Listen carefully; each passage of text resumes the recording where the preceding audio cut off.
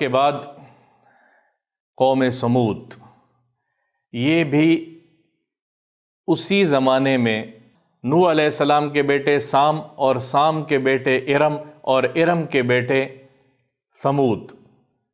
وَإِلَى ثَمُودٍ أَخَاهُمْ صَالِحًا، قوم سمود کی طرف صالح علیہ السلام کو نبی بنا کر بھیجا، اور انہوں نے بھی وہی دعوت دی کہ اللہ کے سوا وَقَالَ يَا قَوْمِ اعْبُدُوا اللَّهَ مَا لَكُم مِّنْ إِلَٰهٍ غَيْرُهُ، اے میری قوم اللہ کے سوا کسی کی عبادت نہ کرنا، اور اللہ کے سوا کوئی عبادت کے لائق نہیں ہے۔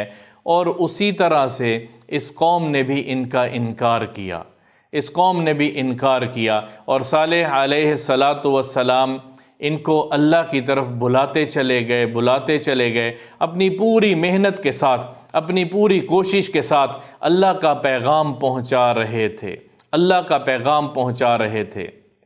یہ قوم تبوک کے ساتھ حجر کے مقام پر یہ قوم آباد تھی، یہ عرب قبیلہ تھا، اور یہ قوم سمود صالح علیہ السلام ان کی طرف بھیجے گئے تھے۔ صالح علیہ السلام نے اس قوم کو دعوت دی، اور قوم نے انکار پہ انکار کرنا شروع کیا۔ ان کی خصوصیت یہ تھی کہ یہ تعمیر کے فن کے ماہر تھے۔ یہ قوم عاد سے عبرت لیتے ہوئے انہوں نے اپنے گھروں کو، اپنے رہنے کی جگہ کو پہاڑوں کے اندر تراش کے اپنے محلات بنائے تھے۔ مدائن صالح، اس جگہ کو مدائن صالح بھی کہتے ہیں، آج بھی ان کے نشانات موجود ہیں۔ حضور اکرم صلی اللہ تعالی علیہ وسلم تبوک کے سفر پر جاتے ہوئے جب یہاں سے گزرے تو انہوں نے صحابہ کو تیزی سے گزرنے کا کہا اور ان کے گھروں کے اندر جانے سے روکا۔ بعض لوگوں نے، اس قافلے میں بعض لوگوں نے یہاں سے پانی بھر لیا، اور وہ پانی آگے جا کے جہاں وہ انہوں نے پڑاؤ ڈالا وہاں اس سے کھانا بنایا، آٹا گوندا۔ جب حضور اکرم صلی اللہ تعالی علیہ وسلم کو اس بات کی خبر ہوئی تو آپ صلی اللہ تعالی علیہ وسلم نے اس آٹے کو ضائع کروایا، گروا دیا، اور اس کھانے کو بھی آپ صلی اللہ تعالی علیہ وسلم نے کھانے سے روک دیا، اور فرمایا جس جگہ اللہ کا عذاب آتا ہے اس جگہ سے اپنے آپ کو روکو اور تیزی سے وہاں سے گزرو، اور تیزی سے وہاں۔ ایک روایت کے اندر حضور صلی اللہ تعالی علیہ وسلم اور صحابہ وہاں سے روتے ہوئے گزرے ہیں کہ اس بستی پر بھی اللہ کا عذاب آیا تھا۔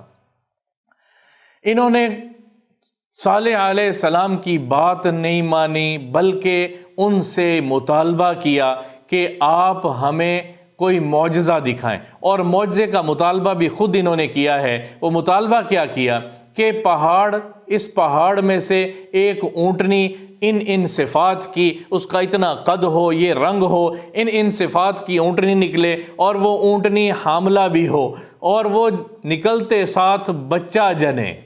تو صالح علیہ السلام نے ان کو کہا کہ یہ ان باتوں کو چھوڑ دو، تم اللہ کی مانو، تم معجزہ اللہ سے مانگ رہے ہو، اگر وہ اللہ نے معجزہ دکھا دیا تو پھر کیا کرو گے؟ تو انہوں نے کہا اگر اللہ نے ہمیں معجزہ دکھا دیا اور یہ سب کچھ ہماری بات اسی طرح سے پوری ہو گئی اور تو ہم آپ پر ایمان لے آئیں گے، ہم اللہ پر ایمان لے آئیں گے۔ تو صالح علیہ السلام نے ایک دن اللہ سے مانگا کہ اللہ میری قوم معجزہ مانگتی ہے، میری قوم یہ مطالبہ کر رہی ہے، تو ان کی بات کو مان لے، ہو سکتا ہے یہ تجھ پر ایمان لے آئے، ہو سکتا ہے یہ میری بات کو مان لیں۔ تو اللہ تعالیٰ نے بتایا یہ تیری بات مانیں گے نہیں، لیکن چلو تیرے کہنے پر انہوں نے عہد و پیمان لیے۔ اگر یہاں سے اسی طرح سے اونٹنی نکلی اور اس نے نکلتے ہی بچہ جنا، اور وہ اونٹنی اسی طرح ساری کی ساری صفات اس کے اندر پائی جائیں، تو پھر سب نے یک زبان ہو کے کہا ہم آپ کی بات کو مان لیں گے۔ جب کفر اور عناد اندر بھر چکا ہوتا ہے تو پھر معجزے بھی، پھر کھلی آنکھوں سے دیکھ کر بھی انکار کر دیا جاتا ہے۔ صالح علیہ السلام اس پہاڑی کے سامنے کھڑے ہوئے، اور ایک روایت میں ہے انہوں نے 2 نفل پڑھنا شروع کیے اور اللہ سے مانگنا شروع کیا کہ یا اللہ یہاں سے اونٹنی نکال دے۔ وہ پہاڑی پھٹی، وہ پہاڑ پھٹا، اور ان کی آنکھوں کے سامنے وہاں سے اونٹنی نکلی جس کے اندر وہ تمام صفات موجود تھیں جو صفات انہوں نے ڈیمانڈ کی تھیں، جن صفات کا اس قوم نے مطالبہ کیا تھا۔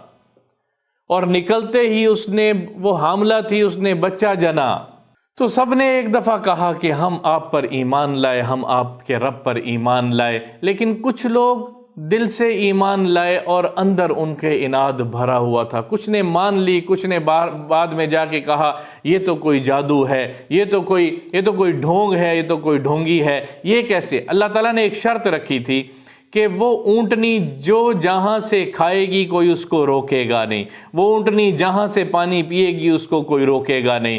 تو سب نے اس اونٹنی اس کے لیے کہ یہ ناقۃ اللہ ہے، یہ اللہ کی اونٹنی ہے۔ اللہ نے قرآن میں اس کا نام ناقۃ اللہ بتایا ہے، ناقۃ اللہ وسقیاہا، وہ اللہ کی اونٹنی ہے، اللہ کے نام کے ساتھ منسوب ہو گئی، وہ جہاں سے پیے گی اس کو کوئی نہیں روکے گا۔ تو کیا ہوتا تھا کہ وہ جب کنویں کے پانی پینے جاتی تھی تو وہ کنویں کا سارا پانی پی جاتی تھی اور باقی ان کے لیے بچتا نہیں تھا، اور جب وہ چراگاہ میں چرتی تھی تو وہ ان کے چراگاہ خالی کر دیتی تھی۔ تو وہ سارے لوگ اکٹھے ہو کے صالح علیہ السلام کے پاس آئے کہ اس طرح ہم کیسے زندگی گزاریں گے؟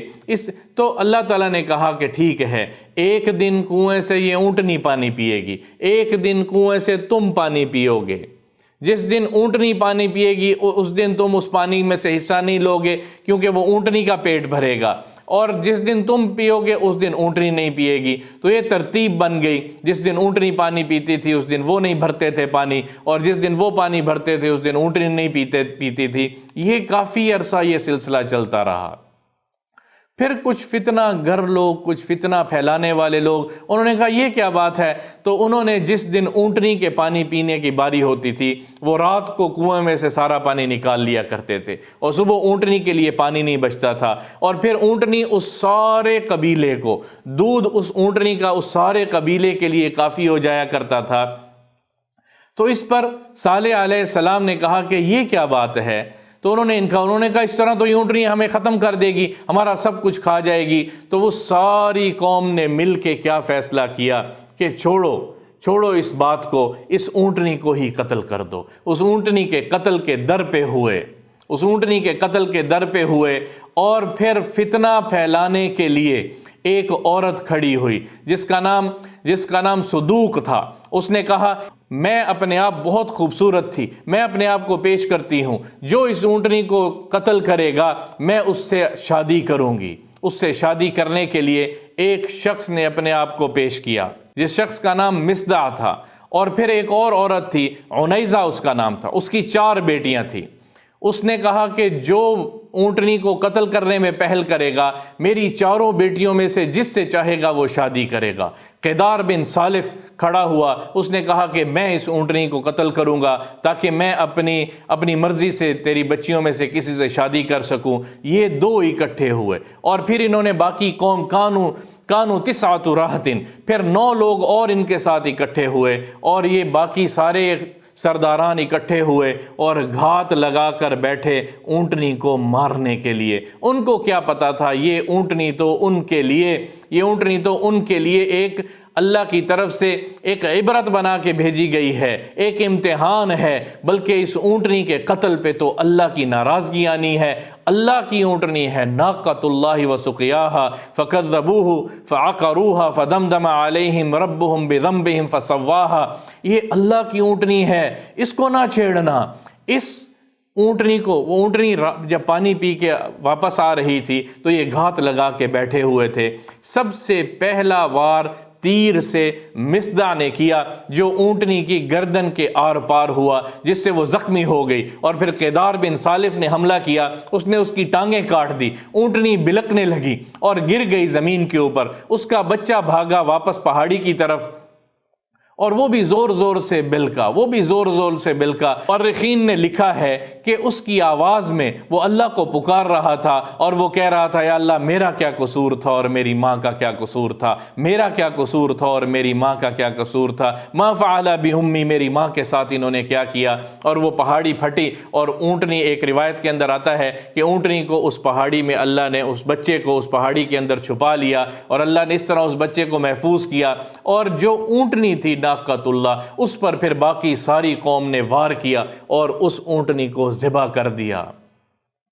تو میرے اللہ کی طرف سے فیصلہ ہوا کہ اب تمہاری لیے جو مدت تھی وہ ختم ہو گئی. تمتعوا فی دارکم ثلاثۃ ایام، اب تمہیں 3 دن کی مہلت ہے، تیار ہو جاؤ، اللہ کا عذاب آنے والا ہے، تیار ہو جاؤ، اللہ کا عذاب آنے والا ہے.